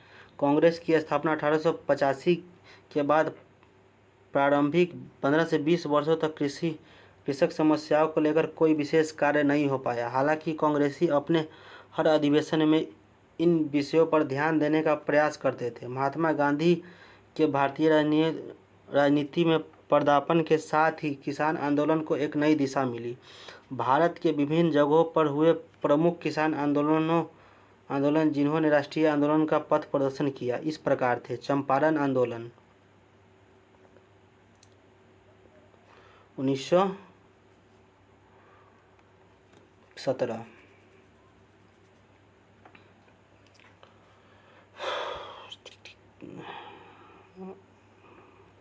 बंगाल तथा बिहार के नील उत्पादक किसानों की स्थिति बहुत ही दयनीय थी। विशेषकर बिहार में नीले गोरों द्वारा 3 कठिया व्यवस्था प्रचलित थी, जिसमें किसानों को अपनी भूमि के 3/20 हिस्से पर नील की खेती करनी होती थी। यह सामान्यतः सबसे उपजाऊ भूमि होती थी। किसान नील की खेती करना नहीं चाहते थे क्योंकि इससे भूमि की उर्वरता कम हो जाती थी। यद्यपि 1908 ईस्वी में 3 कठिया व्यवस्था को कुछ सुधार लाने की कोशिश की गई, परंतु इससे किसानों की गिरती हुई हालत में कोई परिवर्तन नहीं हुआ। बागान मालिक किसानों को अपनी उपज एक निश्चित धनराशि पर केवल उन्हें बेचने के लिए बाध्य करते थे और यह राशि बहुत ही कम होती थी। इस समय जर्मनी के वैज्ञानिकों ने कृत्रिम नीले रंग का उत्पादन करना शुरू कर दिया, जिसके परिणाम स्वरूप विश्व के बाजारों में भारतीय नील की मांग गिर गई। चंपारण के अधिकांश बागान मालिक यह महसूस करने लगे कि नील के व्यापार में अब उन्हें अधिक मुनाफा होगा। इसलिए मुनाफे को बनाए रखने के लिए उन्होंने अपने घाटे को किसान पर लादना शुरू कर दिया। इसके लिए जो रास्ते उन्होंने अपनाए उसमें किसानों से यह कहा गया कि यदि वे उन्हें एक बड़ा मुआवजा दे दे तो किसानों को नील की खेती से मुक्ति मिल सकती है। इसके अतिरिक्त उन्होंने लगान में अत्यधिक वृद्धि कर दी। नीलों के इस अत्याचार से चंपारण में किसान त्रस्त थे। इसकी समस्या 1916 ईस्वी में कांग्रेस के लखनऊ अधिवेशन में चंपारण के एक किसान राजकुमार शुक्ल ने सबका ध्यान इस समस्या की ओर आकृष्ट कराया तथा महात्मा गांधी से चंपारण आने का अनुरोध किया। जब गांधी जी मोतिहारी चंपारण का जिला कार्यालय पहुंचे तो उनकी उपस्थिति को जन शांति के लिए एक खतरा समझा गया। सरकार द्वारा उन्हें चंपारण छोड़ने का आदेश दिया गया, परंतु गांधी जी ने वहां की जनता के प्रति अपने दायित्व को समझते हुए इस आदेश को मानने से इनकार कर दिया। तत्काल ही उन्हें गिरफ्तार कर उन पर जिला न्यायालय में मुकदमा चलाया गया, परंतु बिहार सरकार ने कमिश्नर और जिला न्यायालय को यह आदेश दिया कि इस मुकदमे को वापस ले लिया जाए। इसके साथ ही गांधी जी को भी किसी प्रकार के आंदोलन करने से निषेध किया गया, परंतु उन्हें किसानों के कष्ट के बारे में जानकारी हासिल करने का पूर्ण स्वतंत्रता भी दी गई। इस क्रम में गांधी जी ने पहली बार बिहार के किसानों की समस्या, विशेषकर चंपारण के किसानों की समस्याओं को समझा। गांधी जी के दबाव पर सरकार ने चंपारण एग्रीगेरियन कमेटी का गठन किया। गांधी जी भी इस कमेटी के सदस्य थे। इस कमेटी ने यह सिफारिश की कि 3 कठिया व्यवस्था समाप्त कर दी जाए और इसके साथ ही अन्य कर भी समाप्त कर दिए जाए जो किसानों को देने पड़ते थे। बढ़ाए गए लगान की दरें भी कम की जाए और जो वसूली अवैध रूप से किसानों से की जा चुकी थी उसका 25% किसानों को लौटा दिया जाए। कमेटी के इन सिफारिशों को 1919 के चंपारण एग्रीगेरियन एक्ट के रूप में पारित किया गया। यद्यपि यह आंदोलन किसानों की समस्याओं से संबंधित था, परंतु गांधी जी के अधिकांश सहयोगी जो शिक्षित मध्यम वर्ग के थे, जैसे राजेंद्र प्रसाद, आचार्य कृपलानी, गोरख प्रसाद, बृज किशोर प्रसाद, धरणीधर प्रसाद आदि के चंपारण सत्याग्रह में महत्वपूर्ण भूमिका अदा की। स्थानीय महाजनों और गांव के मुखियारों ने भी गांधी जी को सहयोग दिया। चूँकि गांधी जी इस आंदोलन में अपने सिद्धांतों सत्य और अहिंसा को आधार बनाया था, इसलिए इसे चंपारण सत्याग्रह भी कहा जाता है। खेरा आंदोलन। देश के नए भागों में भी किसानों के आंदोलन शुरू हुए। गुजरात के खेरा जिले में गांधी जी ने लगान की माफ़ी के लिए किसानों की मांग का समर्थन किया, क्योंकि सन 1917 में अधिक बारिश के कारण खरीफ की फसल को व्यापक क्षति पहुंची थी। लगान कानून के अंतर्गत ऐसी स्थिति में लगान माफ़ी का प्रावधान नहीं था। सरकार ने इस आधार पर यह मांग अस्वीकार कर दी कि किसानों को लगान नहीं देने के लिए बाहर के लोग भड़का रहे थे। सरकार का यह आरोप निराधार था। 22 जून 1918 को यहाँ गांधी जी ने सत्याग्रह का आह्वान किया, जो वस्तुतः 1 महीने तक जारी रहा। इसी बीच रबी की अच्छी फसल होने और सरकार द्वारा भी दमनकारी उपाय समाप्त करने की स्थिति काफ़ी बदली और गांधी जी ने सत्याग्रह समाप्त करने की घोषणा कर दी। इस सत्याग्रह के द्वारा गुजरात के ग्रामीण क्षेत्रों में भी किसानों में अंग्रेजों की शोषण मूलक कानूनों का विरोध करने का साहस जगा। मोपला विद्रोह 1917।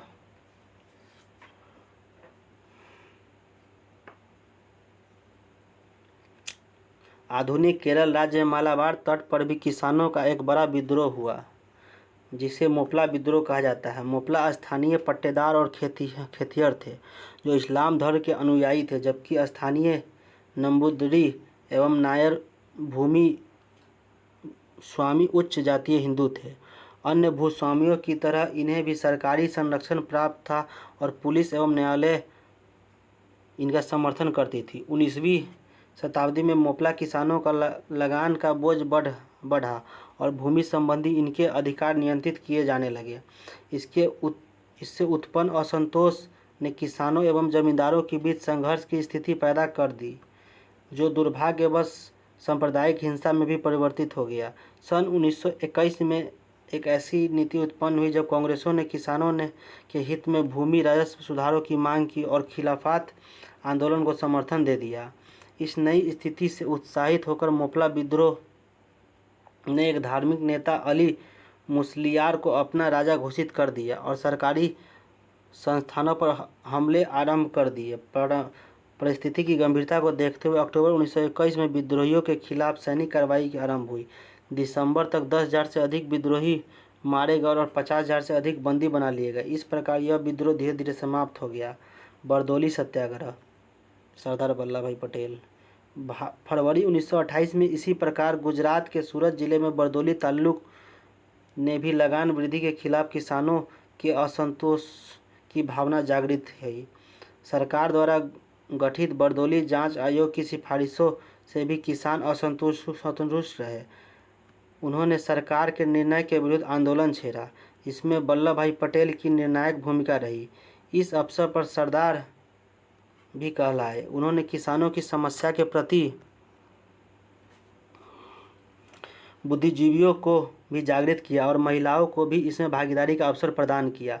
किसानों के समर्थन में बम्बई रेलवे हड़ताल हुई और के एम मुंशी तथा लालजी नारंगी ने आंदोलन के समर्थन में बम्बई विधान परिषद की सदस्यता से भी त्यागपत्र दे दिया। फलस्वरूप सरकार का ब्लूमफील्ड और मैक्सवेल के नेतृत्व में नई जांच समिति का गठन करना पड़ा, जिसमें इस वृद्धि को अनुचित माना गया और लगान की दर को सरकार ने कमी की। इस प्रकार यह आंदोलन सफल ढंग से संपन्न हुआ। किसान सभा का गठन। इस प्रारंभिक आंदोलन ने किसानों को अपने अधिकारों के प्रति जागृत किया और उन्हें अपनी शक्तियों का आभास कराया। अतः 1920 के दशक में बिहार, बंगाल और उत्तर प्रदेश एवं पंजाब के किसान सभाओं का गठन हुआ। बिहार में 1922 में मुंगेर में शाह मोहम्मद जुबैर के नेतृत्व में किसान सभा का गठन हुआ, किंतु इसे अधिक व्यापार एवं शक्तिशाली आधार 1928 में प्राप्त हुआ। स्वामी सहजानंद सरस्वती ने बिहटा में और पुनः 1929 में सोनपुर में किसान सभा का विधिवत स्थापना की। इसी वर्ष सरदार पटेल ने बिहार की यात्रा की, जिससे इस आंदोलन को बल मिला। 11 अप्रैल 1936 को लखनऊ में अखिल भारतीय किसान सभा का गठन हुआ। सहजानंद सरस्वती उस समय बिहार के बकास्त द्वारा 1937 के अधिवेशन में प्रमुख मांग रूप से स्वीकार किया गया। इसके साथ किसानों की समस्या राष्ट्रीय आंदोलन की मुख्य धारा के साथ सहमत हो गया। मजदूर आंदोलन। यूरोप में औद्योगिकरण और मार्क्सवादी विचारों के विकास का प्रभाव अन्य देशों पर ही पड़ा और भारत में भी औद्योगिक प्रगति के साथ साथ मजदूर वर्ग में चेतना जागृत हुई। 20वीं शताब्दी के आरंभ में वर्षों के सुब्रमण्यम अभ्यंकर ने मजदूरों के यूनियन गठन की बात की, तो दूसरी ओर स्वदेशी आंदोलन का प्रभाव मजदूरों पर पड़ा।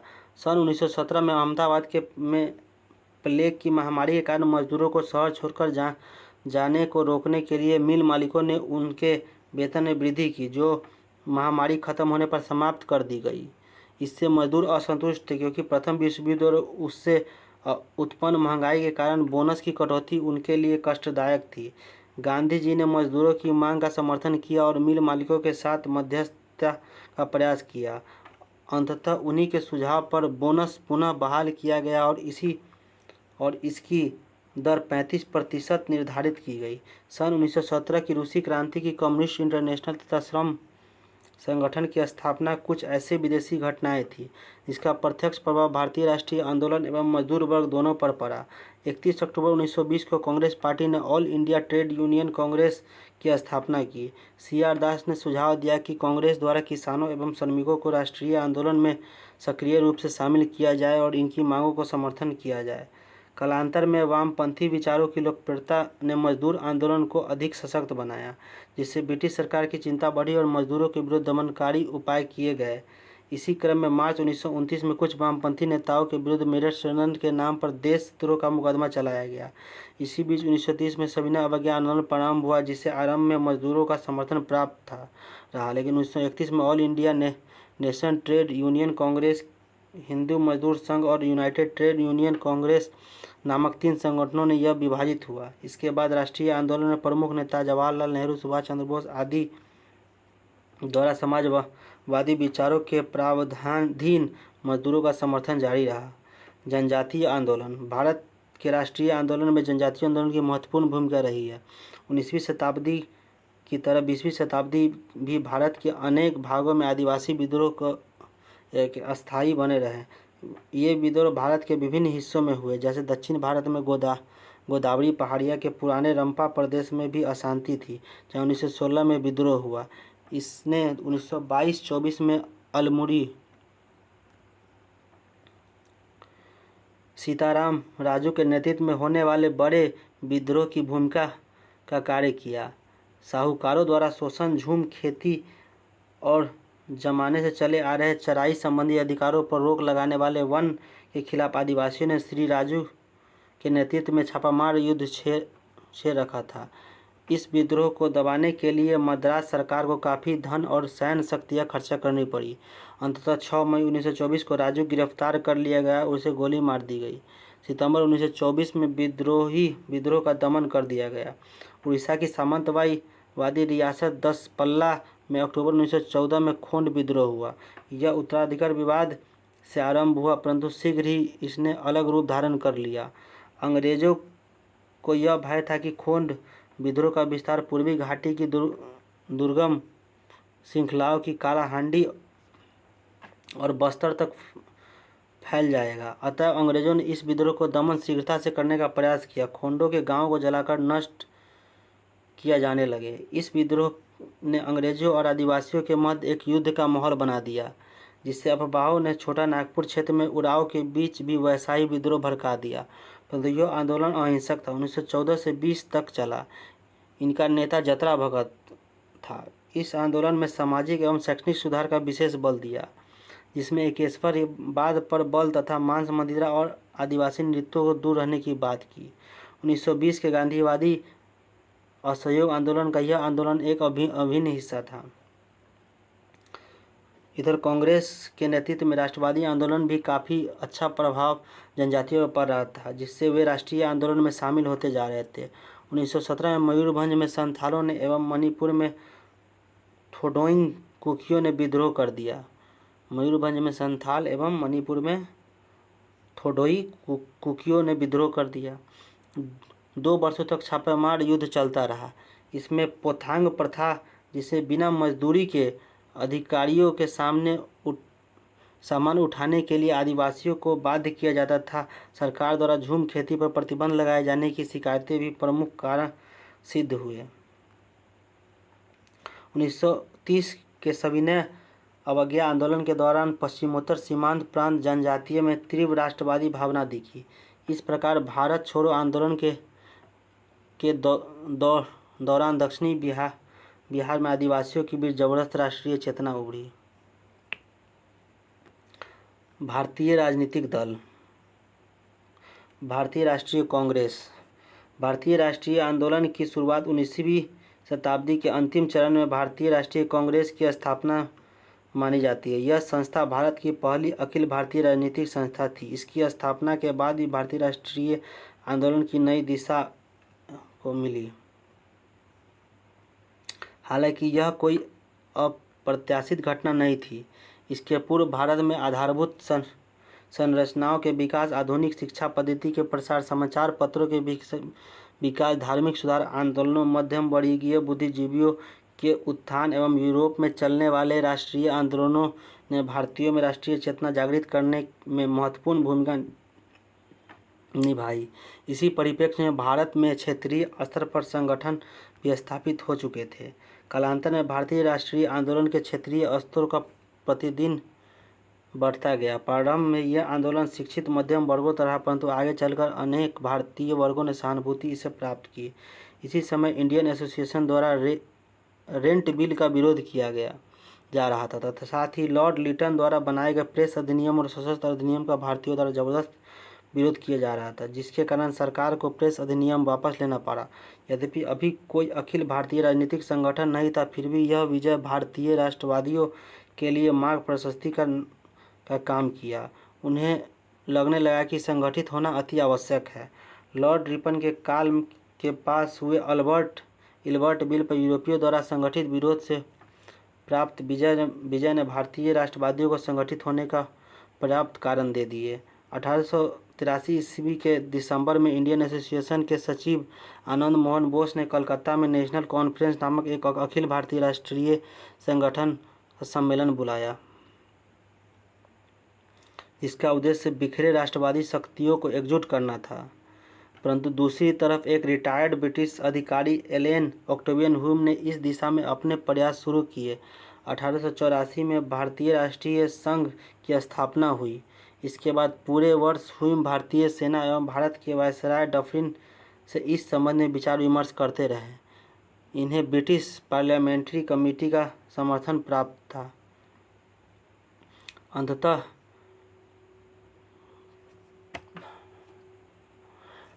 25 से 28 दिसंबर तक 1885 को पूना में भारतीय राष्ट्रीय संघ की बैठक प्रस्तावित हुई, परंतु दुर्भाग्यवश पूना में प्लेग फैलने के कारण इस बैठक का स्थान परिवर्तित कर दिया गया और तब तक बैठक गोकुलदास तेजपाल संस्कृत कॉलेज बम्बई में सोमवार को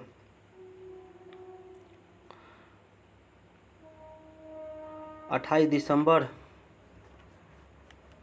1885 को हुआ और यही उस संगठन का नाम बदलकर अखिल भारतीय राष्ट्रीय कांग्रेस कर दिया गया। इस कांग्रेस शब्द की उत्तरी अमेरिका का इतिहास से लिया गया, जिसका अर्थ लोगों का समूह होता है। इस बैठक की अध्यक्षता व्योम चंद्र बनर्जी ने की थी। इसमें कुल 72 सदस्य शामिल हुए, जिसके प्रारंभिक उद्देश्य इस प्रकार थे। भारत के विभिन्न क्षेत्रों में राष्ट्रीय हित के काम जुड़े लोगों को संगठनों के बीच एकता की स्थापना का प्रयास, देशवासियों के बीच मित्रता और सद्भावना का संबंध स्थापित कर धर्म, वंश, जाति या प्रांतीय द्वेष को समाप्त करना, राष्ट्रीय एकता के विकास एवं सुदृढ़ के लिए हर संभव प्रयास करना, महत्वपूर्ण एवं आवश्यक विषयों के प्रश्नों पर भारत के प्रमुख नागरिकों के बीच चर्चा करना एवं उनसे संबंधित प्रमाणों का लेख तैयार करना, प्रार्थना पत्रों पर स्मार पत्रों द्वारा वायसराय एवं उसकी काउंसिलिंग के सुधारों हेतु प्रयास करना। इस तरह कांग्रेस द्वारा प्रारंभिक उद्देश्य शासन सिर्फ सुधार लाना था। सन 1905 में कर्जन द्वारा बंगाल विभाजन के बाद कांग्रेस में विरोध में स्वर उठने लगे और 1907 में इसमें फूट पैदा हो गई, जिसके कारण कांग्रेस कुछ हद तक कमज़ोर पड़ गया। गांधी जी के भारतीय राजनीति में पदार्पण ने भारतीय राष्ट्रीय कांग्रेस को मजबूती प्रदान की और आगे चलकर इस पार्टी ने राष्ट्रीय एकता स्थापित करते हुए भारत को ब्रिटिश शासन की गुलामी से मुक्ति दिलाने में सर्वप्रथम भूमिका अदा किया।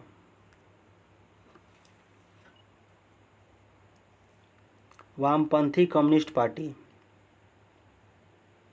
वामपंथी शब्द का प्रयोग प्रथम फ्रांसीसी क्रांति में हुआ था, परंतु कालांतर में समाजवाद या साम्यवाद के उत्थान के बाद यह शब्द उन्हीं का पर्यायवाची बन गया। 20वीं शताब्दी के प्रारंभिक काल में ही भारत में साम्यवादी विचारधारा के अंतर्गत बम्बई, कलकत्ता, कानपुर, लाहौर, मद्रास आदि जगहों पर साम्यवादी सभाएं बननी शुरू हो गई थी। उस समय इन विचारों से जुड़े लोगों में मुजफ्फर अहमद, S.N. डांगे, मौलवी बरकतुल्लाह, गुलाम हुसैन आदि नाम प्रमुख थे। इन लोगों ने अपने पत्रों के माध्यम से साम्यवादी विचारों का पोषण शुरू किया। परंतु रूसी क्रांति की सफलता के बाद साम्यवादी विचारों का तेजी से भारत में फैलाव शुरू हुआ। उसी समय 1920 में एम.एन. राय, मानवेंद्र नाथ राय ने ताशकंद में भारतीय कम्युनिस्ट पार्टी की स्थापना की, लेकिन अभी भारत में ये लोग छिपकर काम कर रहे थे। फिर असहयोग आंदोलन के दौरान पत्र पत्रिकाओं के माध्यम से उन्हें अपने विचारों को फैलाने का अच्छा मौका मिला। साथ ही ये लोग आतंकी राष्ट्रवादी आंदोलनों से भी जुड़ने लगे। इसलिए असहयोग आंदोलन की समाप्ति के बाद सरकार ने इन आंदोलनों का दमन शुरू किया और पेशेवर षड्यंत्र केस 1923 से कानपुर षड्यंत्र केस 1924 और मेरठ षड्यंत्र केस 1929 से 33 के तहत 8 लोगों पर मुकदमा चलाए। पेशावर तब साम्यवादियों ने लोगों का ध्यान आकर्षित किया और राष्ट्रवादी साम्यवादी शहीद कहे जाने लगे। इसी समय इन्हें क्रांतिकारियों का समर्थन मिला, क्योंकि सरकार द्वारा लाए गए पब्लिक सेफ्टी बिल को कांग्रेस पारित नहीं होने दिए थे। यह कानून कम्युनिस्टों के विरुद्ध में था। इस तरह अब साम्यवादी आंदोलन प्रतिष्ठित। दिसंबर 1925 में सत्य भगत नामक व्यक्ति ने भारतीय कम्युनिस्ट पार्टी की स्थापना की। सत्य भगत ने भारतीय कम्युनिस्ट पार्टी की स्थापना की थी। अब इंग्लैंड में साम्यवादी दल ने भी भारतीय कम्युनिस्ट पार्टी में दिलचस्पी लेना शुरू किया। हालांकि अब तक कई मजदूर संघों का गठन हो चुका था। 1920 में AITUC की स्थापना हो गई थी, परंतु 1926 में इसमें विभाजन हो गया। 1929 में M.N. जोशी ने AITUF का गठन किया। इस तरह वामपंथ का प्रसार मजदूरों संघ पर बढ़ रहा था। इसी समय किसानों को साम्यवाद से जोड़ने का प्रयास किया गया और विभिन्न स्थानों पर किसान मजदूर पार्टी की स्थापना की गई। लेबर स्वराज पार्टी भारत में पहली किसान मजदूर पार्टी थी, लेकिन अखिल भारतीय स्तर पर दिसंबर 1928 में अखिल भारतीय मजदूर किसान पार्टी बनी। अब तक क्रांतिकारियों पर भी साम्यवाद का स्पष्ट प्रभाव नजर आने लगा था। इससे जवाहरलाल नेहरू, सुभाष चंद्र बोस, राम मनोहर लोहिया, जयप्रकाश नारायण,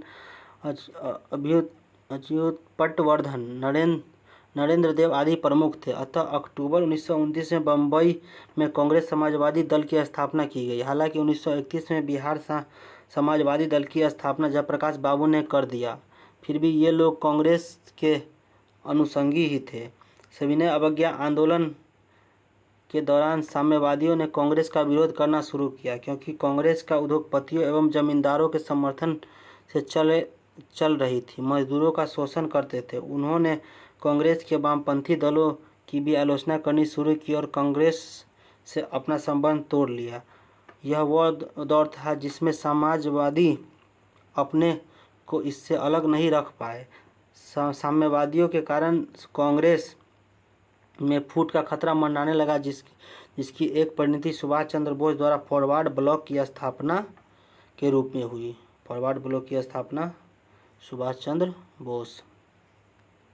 मुस्लिम लीग 1857 ईस्वी के विरोध में हिंदू मुस्लिम एकता ने अंग्रेजों को अचंभित कर दिया था। इस विद्रोह के बाद अंग्रेज सोचने पर मजबूर हुए कि भारत में जहां धार्मिक एवं जातीय विभाजन काफ़ी कठोर है, वहां दोनों संप्रदायों को आमने सामने खड़ा कर आसानी से शासन चलाया जा सकता है।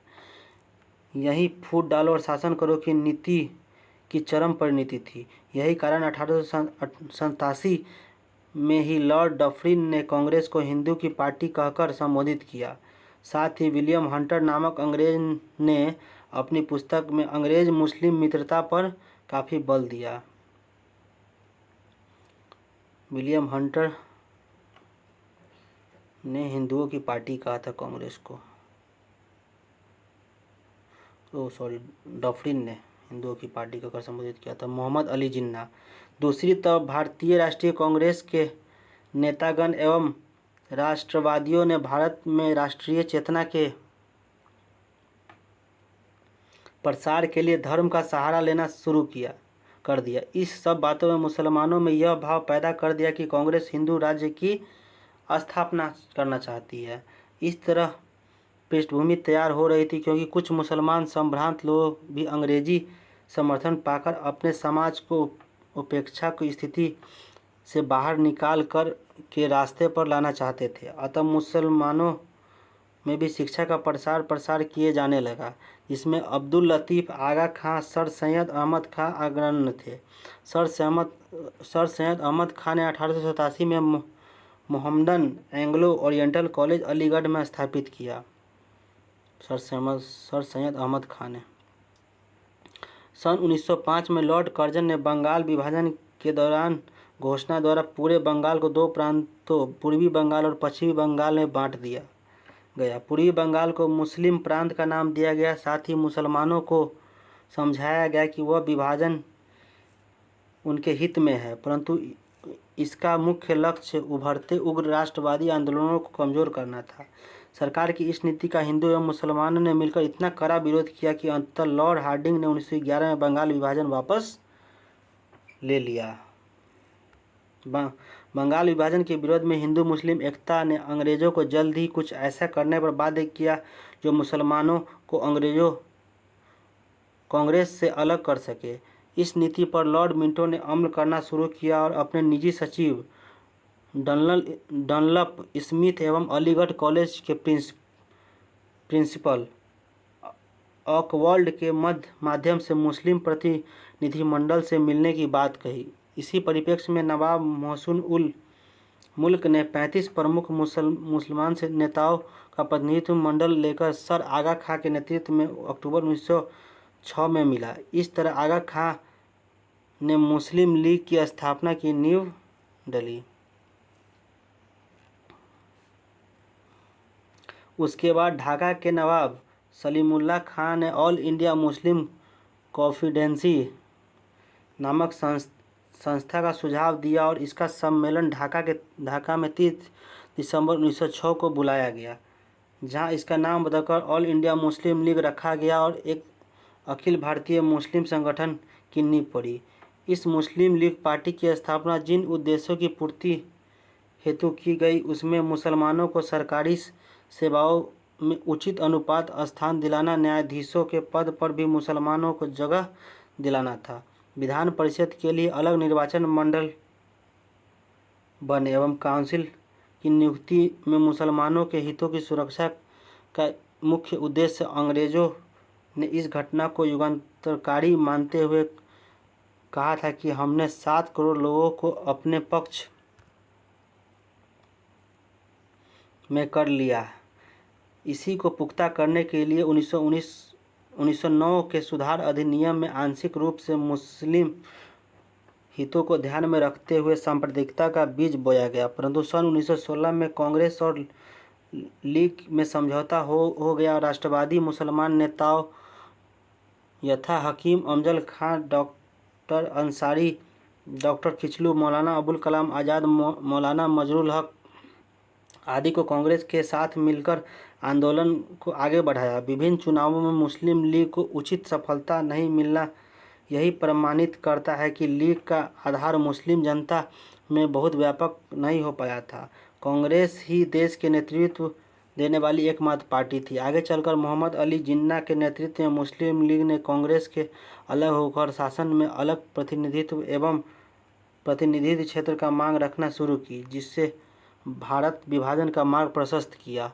अंग्रेजों की इसमें महत्वपूर्ण भूमिका थी। स्वराज पार्टी असहयोग आंदोलन एकाएक वापसी से उत्पन्न निराशा और क्षोभ का प्रदर्शन 1922 में कांग्रेस के गया अधिवेशन में हुआ, जिसके अध्यक्ष चित्तरंजन दास थे। चित्तरंजन दास एवं मोतीलाल नेहरू आदि नेताओं का विचार था कि कांग्रेस के रचनात्मक कार्यक्रम के साथ ही कांग्रेसी देश में विभिन्न निर्वाचनों में भाग लेकर व्यावसायिक सभाओं एवं सार्वजनिक संस्थाओं में प्रवेश कर सरकार को कामकाज में अवरोध पैदा करे। इसी प्रश्न पर एक प्रस्ताव गया अधिवेशन में लाया गया, परंतु पारित नहीं हो पाया। तब चित्तरंजन दास एवं मोतीलाल नेहरू ने अपने कांग्रेस पद से त्याग दिया, स्वराज पार्टी की स्थापना कर डाली। इन्हीं दोनों के अथक प्रयास के फलस्वरूप 23 मार्च 1923 में प्रथम स्वराज दल का सम्मेलन इलाहाबाद में हुआ। हालांकि स्वराज दल का मुख्य उद्देश्य भारतीय राष्ट्रीय कांग्रेस से भिन्न था, क्योंकि ये भी स्वराज चाहते थे, परंतु इनके रास्ते थोड़े अलग थे। ये भारत में अंग्रेजों द्वारा चलाई गई सरकारी परंपराओं का अंत चाहते थे। ये लोग 1919 में सुधार अधिनियम या उसका अंत चाहते थे। धारा सभा में प्रवेश कर कांग्रेस का असहयोगात्मक रवैया अपनाए रखना चाहते थे। ये धारा सभाओं में जाते एवं विभिन्न मुद्दों पर बहस करने के बाद उसका विरोध करते हुए बाहर निकल जाते। इसकी नीति थी कि नौकरशाही की नीति को कमजोर कर दमनकारी कानूनों का विरोध और राष्ट्रीय शक्ति का विकास करना एवं आवश्यकता पड़ने पर पद त्याग कर सत्याग्रह में भाग लेना था। हालांकि स्वराज्यवादी अपने प्रारंभिक नीतियों पर अमल करते हुए अपने लक्ष्यों को प्राप्ति में काफ़ी हद तक सफल रहे। यथा बजट प्रस्तावों में अस्वीकार करना, 1919 सुधार अधिनियम पर जांच समिति गठित करवाना आदि। परंतु CR दास की मृत्यु के बाद केलकर एवं पुपुल जयकर जैसे नेताओं ने स्वराज से सहयोग का रास्ता चुना। यही वह समय था जब स्वराजवादी हिंदू राष्ट्रवादी नेताओं के करीब हो गए, क्योंकि चुनावों में हिंदू साम्राज्यवाद का सहारा लिया जाता था। बनारस जैसे स्थानों में तो स्वराज दल एवं हिंदू महासभा में कोई फर्क नहीं था। यही कारण था कि कभी कभी मोतीलाल नेहरू ने सांप्रदायिक अपीलों का सहारा लेना पड़ता था। संभवतः अपनी नीतियों पर दृढ़ता पूर्वक नहीं टिके रहने एवं सांप्रदायिकता से अपनी दूरी नहीं रखने के कारण ही स्वराज दल 1926 तक पंगु होकर सीमित हो गया। राष्ट्रीय स्वयंसेवक आरएसएस अर्थात राष्ट्रीय स्वयंसेवक संघ, जिसकी मुख्य अवधारणा हिंदुत्व हिंदू राष्ट्र की थी, सन 1925 में हुई थी। ऐसा नहीं था कि यह पार्टी एकाएक उभर कर सामने आई, बल्कि इसके स्वरूप तो पहले से ही दिखाई दे रहे थे। इसी काल में हिंदू पुनरुत्थान की शुरुआत हुई, जिसके तहत हिंदू परंपराओं का पक्ष पोषण एवं महिमा मांडन करना सम्मानजनक माना गया। इसका प्रभाव तत्कालीन नेतृत्व वर्ग, धार्मिक सुधार आंदोलन के नेताओं एवं साहित्यों में भी नजर आता है। हालांकि 1830 में ही कलकत्ता के राधाकांत ने धर्मसभा स्थापित कर धर्म सुधारों को शुरू किया, परंतु 1885 में बंबई में स्वामी दयानंद सरस्वती ने आर्य समाज की स्थापना कर वेदों की ओर लौटो का नारा दिया। यह हिंदू पुनरुत्थानवाद का प्रारंभिक दौर था। इस काल में वेदों की सर्वोच्चता की बात की जा रही थी तथा हिंदू धर्म में सनातन के रूप में स्थापित किया जा रहा था। दूसरी तरफ भारतीय राष्ट्रीय कांग्रेस 10-15 वर्षों के कार्य युवा नेता संतुष्ट नहीं थे, उग्र रूप से अपनाना चाहते थे। उन्होंने राष्ट्रीय चेतना के प्रसार में हिंदू धर्म का सहारा लेना शुरू कर दिया। पाललाल मुख्य थे। अन्य नेता भी इस राह पर चल दिए। यह स्वाभाविक भी था, क्योंकि तत्कालीन भारतीय समाज धर्म रूपी समाज था और धार्मिक उदाहरणों से आम जनता को आसानी से समझाया और जगाया जा सकता था। इसी समय 1909 में लाला जगत राय थे के सहयोगी लाला लालचंद ने कांग्रेस की आलोचना करते हुए कहा कि प्रत्येक हिंदू पहले हिंदू है, बाद भारतीय बाद में। अब हिंदू धर्म में रूढ़िवादी धर्म सभाओं, सनातन धर्म सभाओं, कुंभ मेलों आदि के माध्यम से संगठित होने लगे, जिसका परिणाम 1915 में पंडित मदन मोहन मालवीय द्वारा हरिद्वार में हिंदू महासभा की स्थापना के रूप में परिलक्षित हुआ। परंतु गांधी के पर्दापण के साथ ही दोनों पक्षों में सांप्रदायिकता पार्टी नेपथ्य में चली गई। जब असहयोग आंदोलन वापस लिया गया तब पुनः उग्र राष्ट्रवादियों में विरोध पैदा हुआ और संप्रदाय की हवा एक बार पुनः तेज हो गई। हिंदू महासभा वाले हिंदुस्तान को हिंदी एवं हिंदुओं से जोड़ने का प्रचार करते रहे। इस कारण इनका प्रभाव क्षेत्र बढ़ता जा रहा था। इसी समय बाल गंगाधर के अनुयायी श्री के.बी.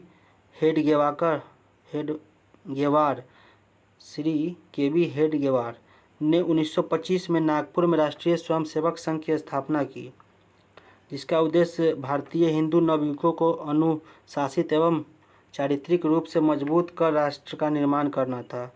अतः यह एक सामाजिक संस्था के रूप में उभरनी शुरू हुई। इसमें राष्ट्रीय धर्म के साथ कट्टर हिंदुत्व की शिक्षा दी जाती थी।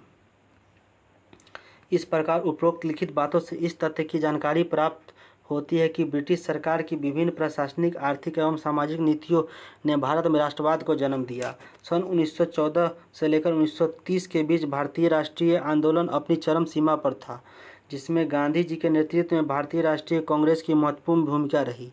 इसी समय किसान सभा एवं कई मजदूर संगठनों की नींव पड़ी, जिससे अपने अधिकारों के लिए आंदोलन की शुरुआत की गई, जो आगे चलकर राष्ट्रीय आंदोलन में समाहित हो गया।